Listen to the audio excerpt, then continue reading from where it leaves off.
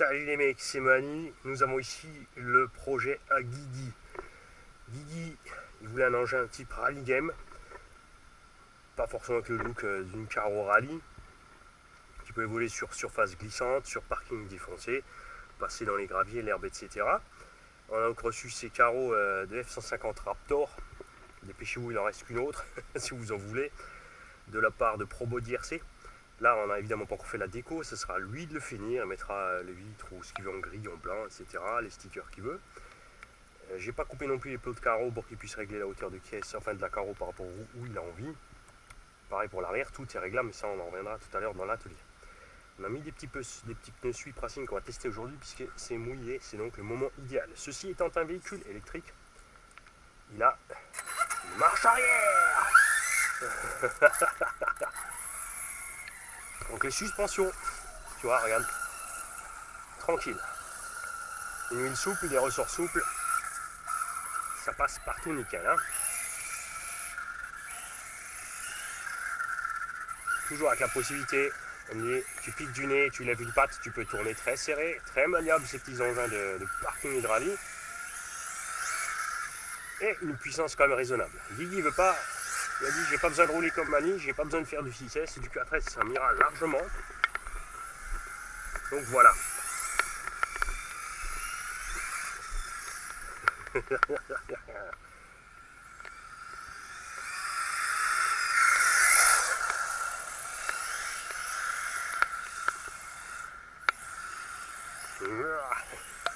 Ouais, je rôde les pneus. Ça c'est génial quand c'est mouillé, tu peux faire ce que tu veux. Tu bouffes pas les pneus.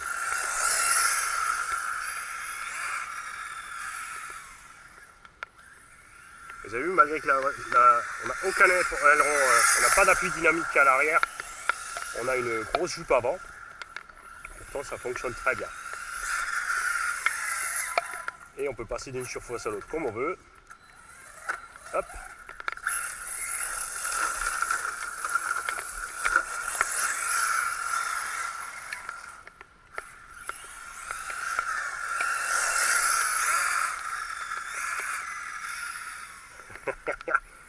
Libre à lui évidemment après de durcir le suspect, de ramollir, de changer la hauteur de la carreau.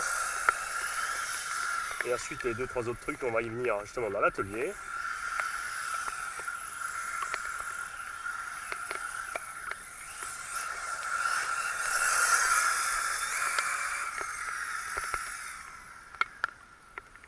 Ouais, je vais rentrer, vous avez sûrement de l'eau sur la bulle. Voilà. Petit essai rapide, donc juste pour montrer à Guigui comment ça fonctionne, pour voir s'il est content du comportement dynamique. Évidemment, là on est sur un sol glissant, vous avez vu, c'est relativement stable quand même. Et évidemment, sur un sol plus accrocheur, ça ira d'autant mieux. Moelleux. Nous voilà-t-il dans l'atelier. Ne vous en faites pas, on va se rapprocher. J'ai juste reculé la caméra, vous puissiez voir l'engin quand il est posé au sol. Comme je disais là, à la fin de l'essai à l'instant, c'est moelleux. Tu règles comme tu veux, tu règles la hauteur de caisse comme tu veux. On a quand même suffisamment de débattement libre, tu vois, pour passer proprement tout terrain.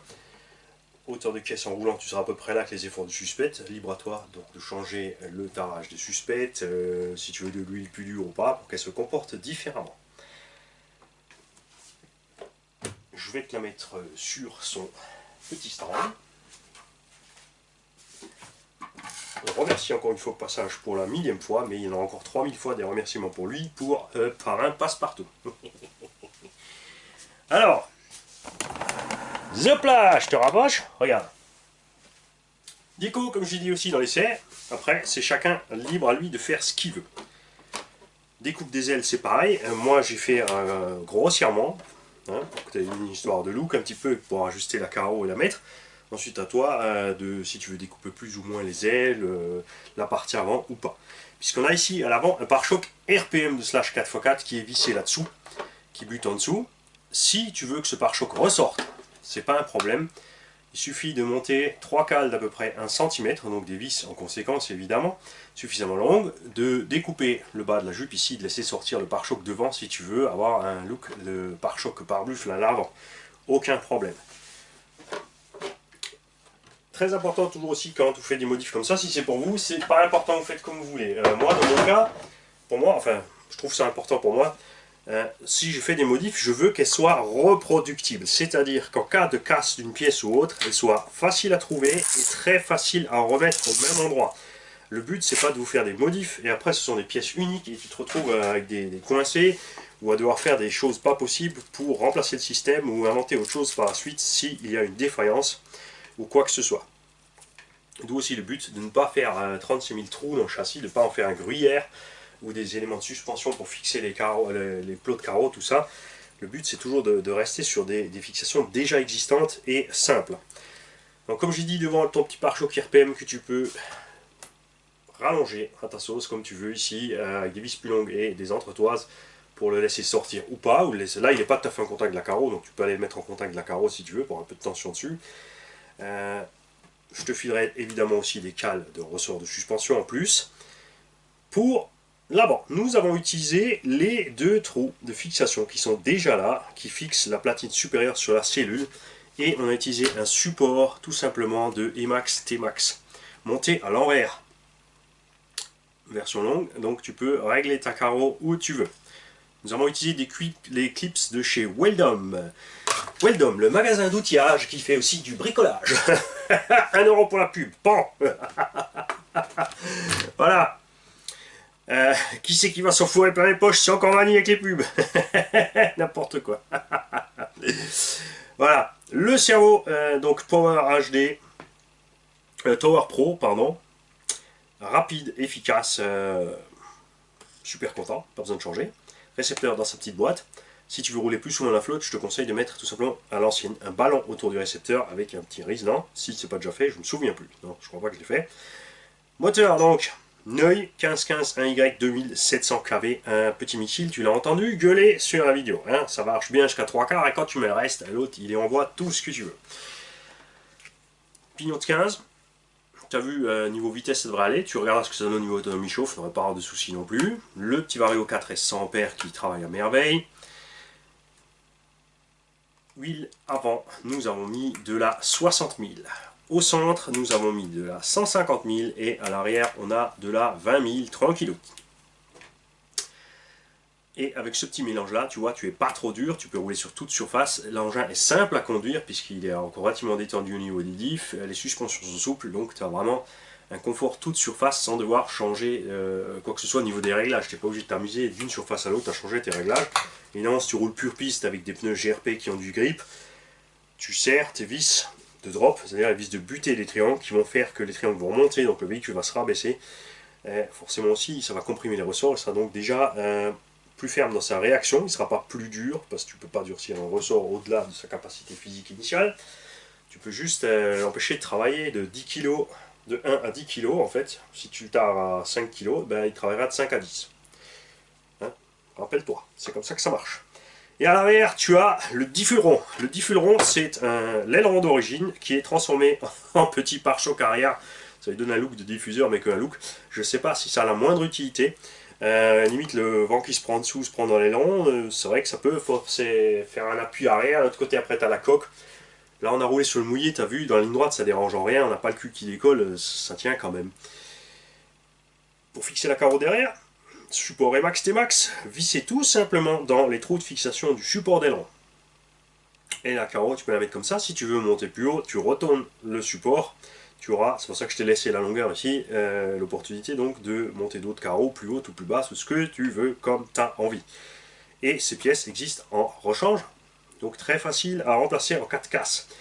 Je l'ai laissé comme ça méga souple à l'avant. C'est quelque chose qu'on a expérimenté sur d'autres engins rallye. Tu as deux solutions avec les coques incassables. Pardon. Soit tu fais tout relativement rigide, ça marche bien, comme la carreau elle encaisse. Si tu as des plots, mais il faut en mettre plus que 4 forcément pour faire ça, tu t'en sors bien. Ou alors comme là, tu restes tout simplement souple, ce qui fait que si tu te retrouves vraiment, ben, ça va tout simplement travailler dans tous les sens. Ben, ça fait longtemps qu'on fait ça en RC. Évidemment, à un moment, on sera au-delà de ce qu'il peut encaisser, il va craquer. Mais là, je crois qu'on a quand même de la marge sur la souplesse. C'est pas trop souple non plus, attention, c'est trop souple, t'as la carreau qui se balade, c'est moche. Ça permet aussi, si tu montes une autre carreau, les trous sont pas tout à fait au bon endroit, n'importe, tu chauffes un petit peu, tu plies un petit peu, tu peux lui donner l'angle que tu veux. Si tu repasses en buggy, les plots de fixation de la carreau buggy sont là, la carreau buggy sera évidemment fournie, tout comme les roues qui étaient fournies avec l'engin. Tu enlèves ton support ici, ton support là, donc tu enlèves ces deux vis, tu remets deux autres ici, hein, ça c'est très important de les remettre, c'est la liaison de la cellule avant. Tu enlèves ces deux vis, tu fixes l'aileron avec ces mêmes vis.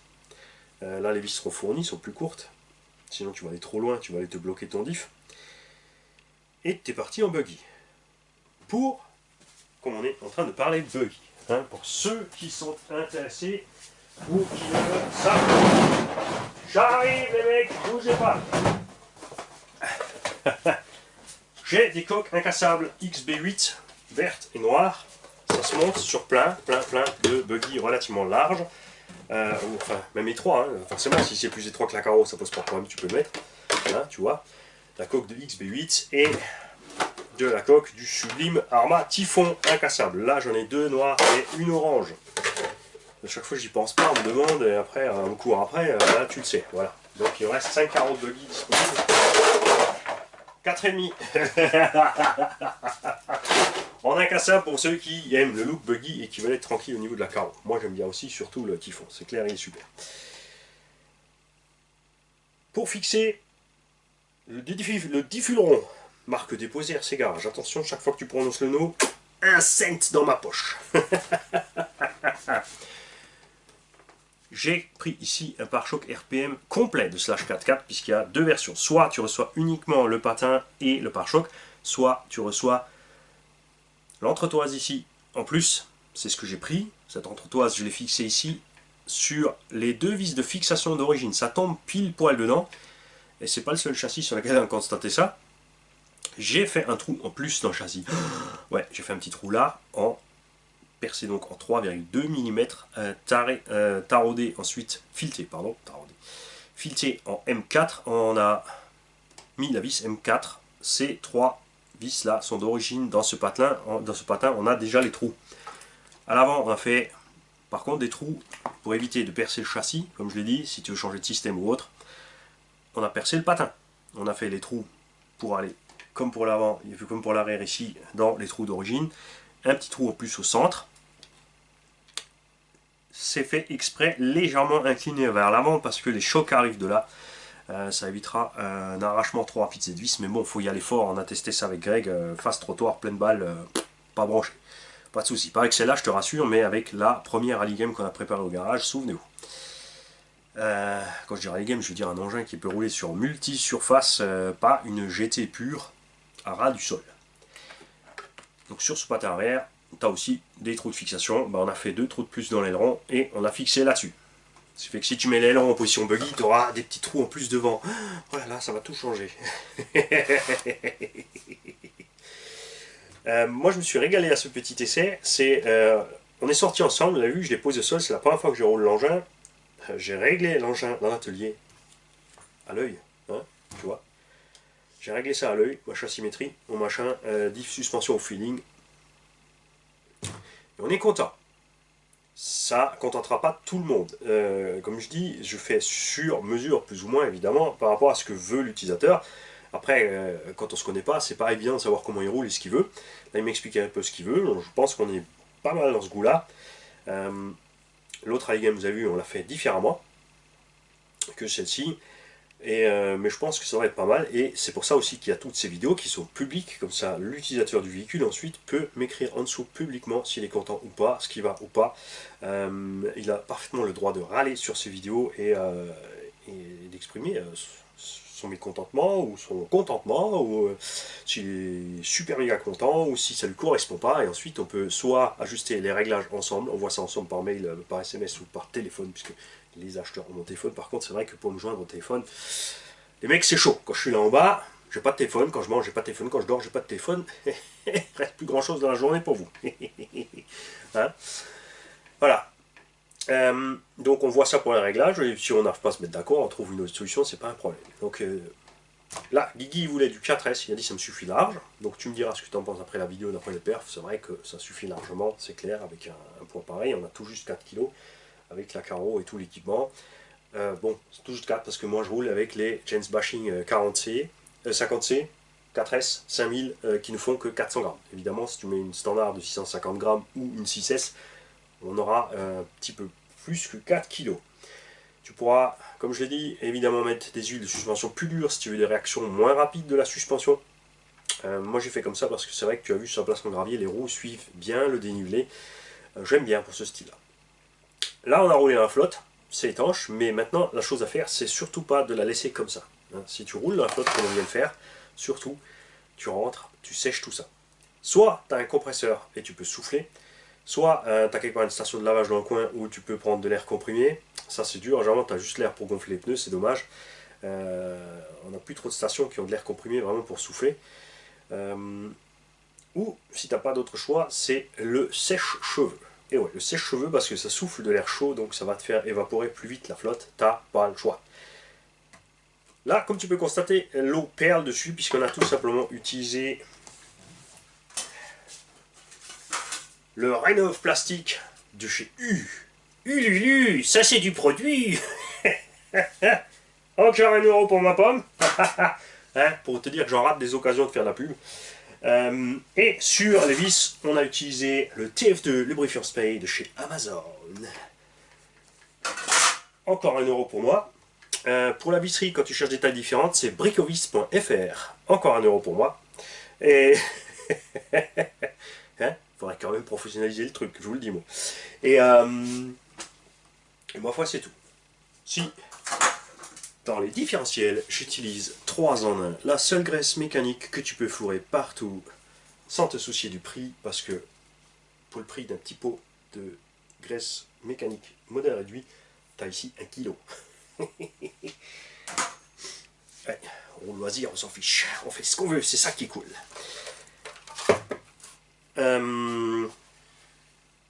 Et puis voilà, je crois qu'on a fait le tour. La radio, bon bah c'est la Goul RC, pas la version Zobitech, c'est celle que Zobitech aurait dû prendre. C'est l'autre, celle qui marche. J'avais fait le test avant, la révision quand même vite fait de la portée, et franchement il n'y a pas de souci, j'étais à plus de 50 mètres sans perdre la portée, évidemment dans un endroit plat. C'est sûr que si tu te mets plus bas que ce que tu roules la voiture, ou si elle est de l'autre côté d'une butte, je ne peux pas te garantir que ta réception fonctionne encore. Mais ça c'est pour toute marque, il n'y a rien à faire. Ouais, j'enlève un petit gravillon qu'on vient de prendre de mon parking. On se tient au courant, si tu es ok, je t'emballe la bête et c'est parti.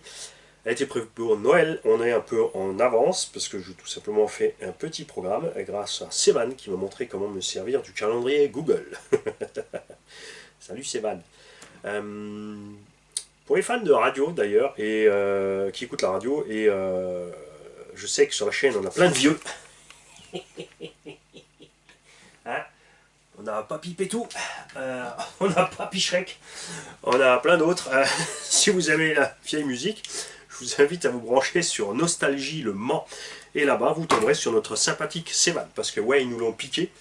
Avant, il était dans une radio chez nous, dans Ekland, et là, il est parti chez Nostalgie, en Bretagne. Petit coucou, pourquoi? Parce qu'on aimerait bien qu'il revienne, ou alors, ouais, on va aller passer les vacances là-bas. Hein, et ça serait super sympa, c'est vrai que on pourrait profiter, tu vois, ça c'est le genre de truc, moi j'aime pas me déplacer, comme dit, je suis bien dans mon petit, c'est mon bac à sable ici, c'est ma cave, c'est mon bac à sable, mon espace de jeu, et je partage pas. Je pourrais me promener dans toute la France, aller partout, faire des partenariats avec des boutiques, des circuits, des machins, ou faire un tour de France des circuits RC, des magasins, aller sur les circuits automobiles professionnels, parce qu'on a aussi quelques relations dans le domaine pour, pourquoi pas, c'est vrai que ça serait bien mieux de faire le speedrun du camion en, je vous le dis pas maintenant, S, sécurisé, pour l'engin, pour nous, pour tout ce que tu veux, mais il faut se déplacer, le déplacement ça coûte du temps, ça coûte de l'argent, et pendant qu'on se déplace, et ben justement on ne travaille pas, on n'avance pas, on n'achète pas de quoi faire manger la famille. Mais ça démange quand même. Peut-être à la retraite. Hein. Bon, avec le gouvernement actuel, c'est pas gagné, la retraite ça va être à 70 balais, on n'est pas sorti de l'auberge. C'est pour ça qu'on s'éclate en RC en attendant. Et que ça va durer longtemps. Je salue aussi, parce que en fait, pourquoi je parlais de retraite, parce que oui, on a plein de vieux sur la chaîne. Quand je dis vieux, c'est pas méchant. C'est même cool, je trouve ça génial qu'on a plein d'anciens sur la chaîne, on a plein d'abonnés de plus de 60 ans qui s'éclatent, qui découvrent l'RC, qui ont fait l'RC il y a longtemps, qui ont arrêté, qui reprennent. Et ça fait plaisir de les avoir là, et ça fait plaisir qu'ils s'éclatent aussi avec nous, et qu'ils en profitent aussi, et de voir. C'est un exemple pour tous les coincés du bip, hein, pour vous dire que si les anciens peuvent faire fi des problèmes d'orthographe et de précision et de machin et de bidule, et juste s'éclater avec nous ici, c'est que c'est possible pour tout le monde. Salut les mecs.